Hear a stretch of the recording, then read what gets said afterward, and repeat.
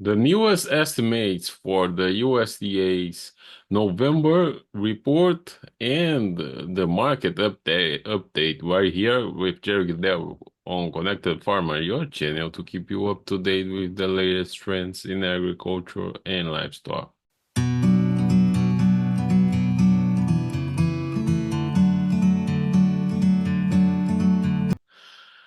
So, Jerry, next week we are going to have a brand new report by the USDA.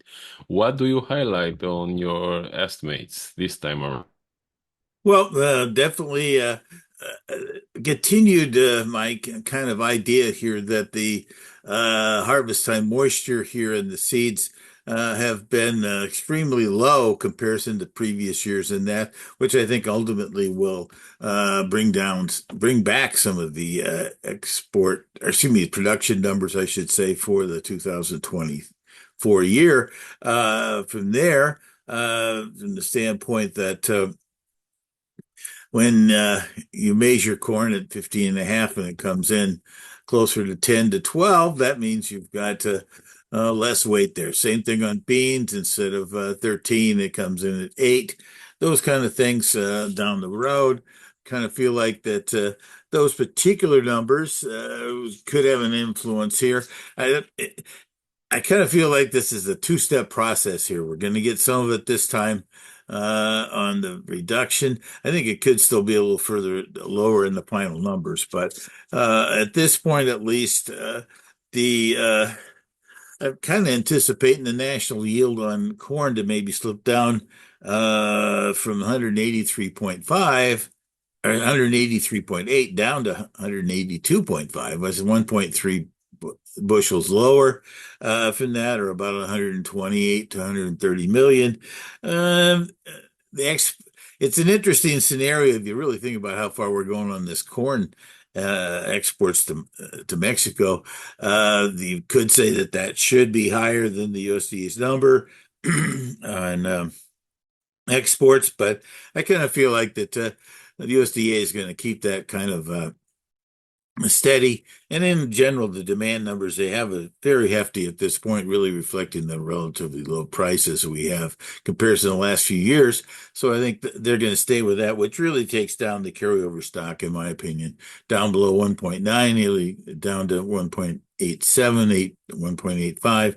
And I'm going the right way. Not spectacular, though. I kind of feel like there still could be another foot bushel or so decline in the final number, but that's here or there. On the soybean side of numbers, same situation here with these yields, maybe trickling off a little bit here versus the last month. I'm kind of looking for 52.3 down 8 tenths of a bushel, which relates to about 67 million bushels and a number similar to that in the Indian carryover stocks. Exports at 1.85. Actually, some of without the Chinese purchases that we sometimes get this seasonally, and that then we are running slightly behind. Different story in corn. We're way ahead of the trend and things of that nature. Crush wise, we did end up getting an update here for September that came through on soybean crush. The trade was looking for 187.5. It came in 186.5. Not a big shakes one way or the other there. I was actually anticipating maybe a little stronger number because of this Des Moines ADM plant being down in October and parts of November, but it's still a solid number, substantially above August number at 167.5 and last year's 174.8. So from the standpoint of U.S. crush, definitely good. And actually, even the recent stocks numbers here on beans were also pretty low on those. So that's suggesting that the world is still interested in like soybean meal, things of that nature. Right now, our competition in Argentina, maybe things are improving slightly down there, but this last year's crop definitely got dinged, and so they're not as strong in the world market. So that's really keeping our meal going at a on an Now, export basis. the prices in Chicago have bounced back on Friday after going down during the week. And do you think the market is pricing the next report or the trade activity on exports or the U.S. election? Well, I think there's a little bit of all that in there. The election scenario here at this point uh, goes back and forth here, depending on which way you want to try to now analyze the fact that if on an export scenario, if there's an attitude that the Democrats and Mrs. Harris win, then there's less friction on the export world because of Donald Trump's stated approach that he's still interested in punishing the Chinese and even to some extent raising the all that stuff along. Weather-wise, I think there has I think been some delays in South America's plantings, things of that nature, which makes them vulnerable along the way. But there has been some recent rains to finally end up getting the plantings going down there. So as you can see, I think all those factors are in there. I think the other key question is that this time of year between now and Thanksgiving, which is usually the last weekend in November. That also coordinates with the U.S. exports capabilities starting to slow down because of the Mississippi River uh, and being able to ship beans from the northern areas above St. Louis and the Kansas City and those areas down to the Gulf. So Ohio River does provide some exports by barge down to the New Orleans, but to many states, that means you need to move Euro or exports by train. And that's a big factor in the Pacific Northwest. There's always been a pretty good train exports that going out of Portland and Seattle. And so I suspect that's also a factor in here that we got to keep a close eye on going forward here. Well, and in Brazil, we had, especially in Mato Grosso, we had a very strong planting works for soybeans. Yeah, so we had a big jump last week. You had a update last week that wasn't available.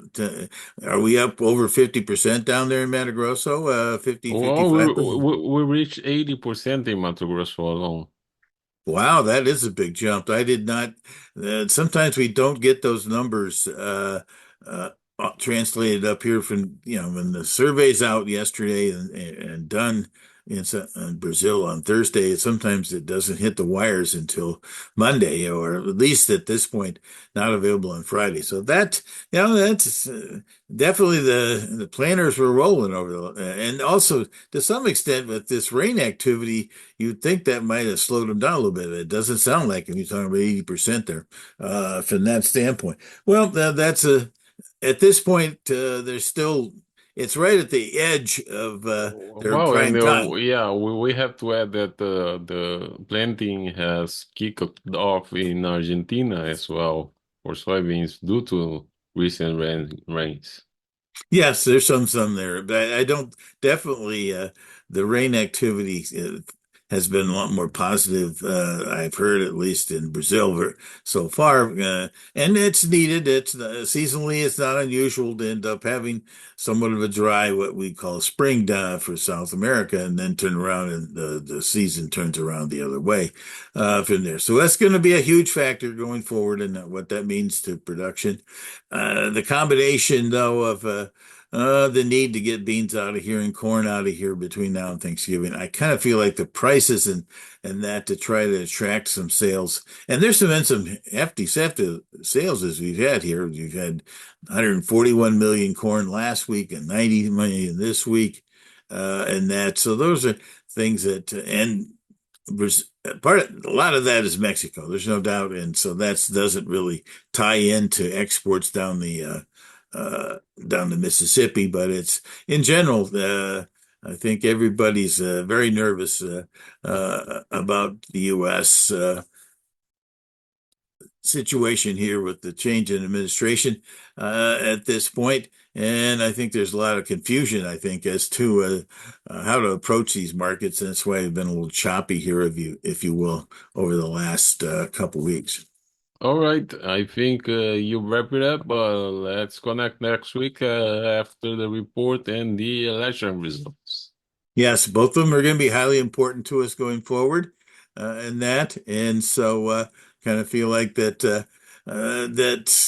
swings up into this 430, 440 scenario here on December. Corn definitely is a selling opportunity. Beans, 1025 and above, probably the same situation. So keeping those numbers and in people's outlooks here to be looking for selling another 10 or 15% should be out there ahead of us if something pops up over the next 10 days. All right, thank you. Take care.